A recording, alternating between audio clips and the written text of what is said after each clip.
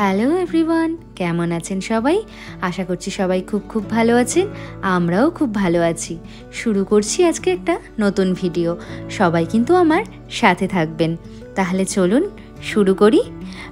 মাত্র বছর দুয়েক আগেই বর্ণ ধর্ম নির্বিশেষে শুরু হওয়া বাবুঘাটের গঙ্গা আরতি আজ সকল মানুষের কাছে এতটা প্রিয় হয়ে উঠবে, এই স্থানে না আসলে হয়তো আমি বুঝতেই পারতাম না। আজ আমি আমার এই ভিডিওর মাধ্যমে কলকাতার বাবুঘাটের এই গঙ্গা আরতি আপনাদের সামনে তুলে ধরব। জানাবো কিভাবে সহজে এখানে আসবেন, সন্ধ্যার ঠিক কোন সময় থেকে সন্ধ্যা আরতি শুরু হয়, আর হ্যাঁ, চেয়ার বুকিং এবং ভোগ প্রসাদ সম্পর্কে ইনফরমেশনও যথারীতি থাকবে এই ভিডিওতে। তো চলুন শুরু করা যাক। কলকাতার মাঝ বরাবর অসীম ছন্দে বয়ে চলা এই মা গঙ্গা, যাকে আমি বা আপনি হুগলি নদী হিসাবে চিনি, তারই তীরে দ্বিতীয় প্রাচীনতম ঘাট হলো এই বাবুঘাট। তো প্রথমে আসি কিভাবে আসবেন। বাসে বা লোকাল ট্রেনে করে খুব সহজেই এখানে আসা যায়। আমরা বেহালা থেকে বাইকে করে গিয়েছিলাম খিদিরপুর হয়ে প্রিন্সেপ ঘাট হয়ে বাবুঘাটে। যদি আপনি লোকাল ট্রেনে করে আসেন তাহলে শিয়ালদা, দমদম, কলকাতা স্টেশন থেকে এখানে অ্যাভেলেবেল ট্রেন পরিষেবা আপনি পেয়ে যাবেন।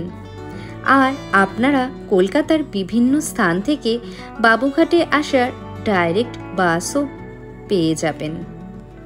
তবে শিয়ালদা থেকে এখানে আসলে 30B, 30C, 30D এই বাসগুলো পেয়ে যাবেন। এছাড়াও রয়েছে আরও অনেক বাস। ট্রেনে আসলে আপনারা নামবেন ইডেন গার্ডেন স্টেশন, আর ঠিক অপোজিট সাইডেই চলে যাবেন, ওখানেই গঙ্গা আরতি হয়। আমরা অনেকটা আগেই চলে এসেছি, এখন সময় ওই বিকেল 5টা মতন। আগে চলে আসলে সামনের দিকে বসার চেয়ারগুলো পেয়ে যাবেন। এখানে বিকেল 4টের পর থেকেই চেয়ারগুলো পাতা শুরু হয়ে যায় এবং মানুষজনও 4টের থেকেই আসতে শুরু করে। তাড়াতাড়ি আসলে সামনের রোতে বসে খুব সুন্দরভাবে আরতি দেখতে পাবেন। গঙ্গা আরতি শুরু হয় ওই 6:30টার থেকে, আর শীতকাল হলে সেটা 5:30 হয়ে যায়। আপনারা যদি রবিবার আসেন তাহলে চেষ্টা করবেন 5টার মধ্যে চলে আসার। প্রচুর মানুষ প্রতিদিন আসেন, রবিবারটায় একটু ভিড় বেশি হয়।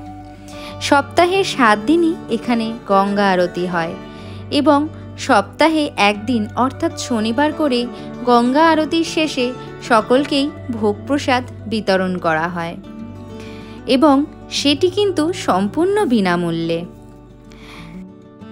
পাশেই আছে গঙ্গা মাতার এই সুন্দর মন্দিরটি।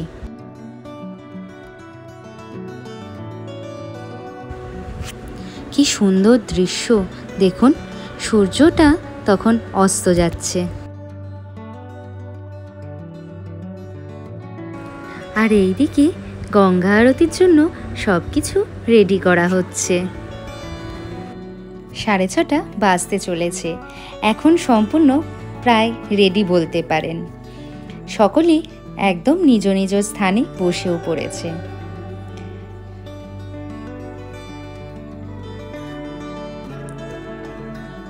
কতটা ভিড় দেখতে পাচ্ছেন।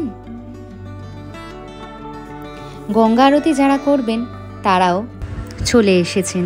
প্রথমে পুজো করা হবে গঙ্গা মাতার, তারপরে গঙ্গা আরতি হবে। আমরাও রেডি গঙ্গা আরতি দেখব বলে। এরপর দর্শকদের মাঝে থেকেই 5 থেকে 7 জনকে ডেকে নেওয়া হয় সংকল্প করার জন্য এবং মন্ত্রপাঠের দ্বারা গঙ্গায় ফুল ও জল অর্পণ করানো হয়। সেখানে সৌমেনও যাচ্ছে।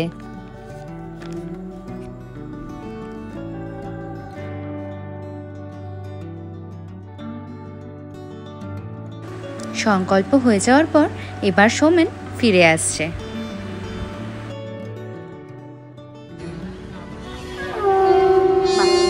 শঙ্খধ্বনির মাধ্যমে এরপর শুরু হয়ে গেল গঙ্গা আরতি, যার জন্য এত অপেক্ষা। চলুন একটু দেখে নেই।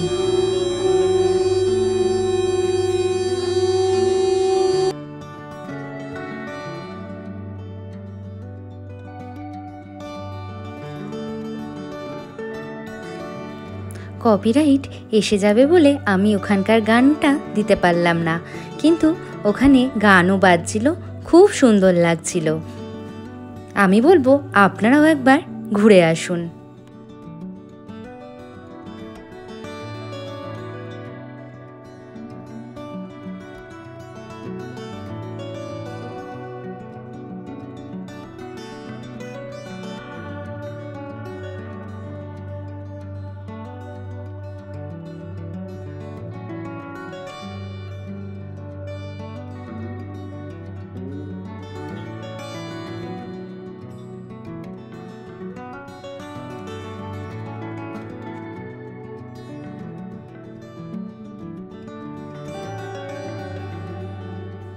খুব সুন্দর লাগছে আমাদের এই পরিবেশটা।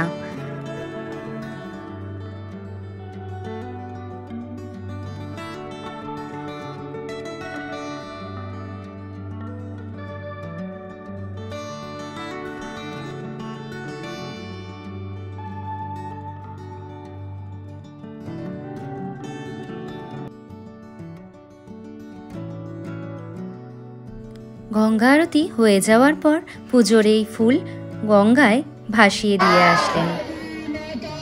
শেষে সকলের করতালির মাধ্যমে এই গঙ্গা আরতির শুভ সমাপ্তি হয়। তো এবার বলুন আপনাদের এই ভিডিওটা কেমন লাগলো। যদি আমাদের এই ভিডিওটা ভালো লেগে থাকে তাহলে একটু লাইক, শেয়ার, সাবস্ক্রাইব করে দেবেন। আপনাদের এই লাইক, কমেন্ট, শেয়ার, সাবস্ক্রাইবের মাধ্যমে আমি আরও সুন্দর সুন্দর ভিডিও আপনাদের জন্য তৈরি করতে পারবো। তাহলে আজকে আসি।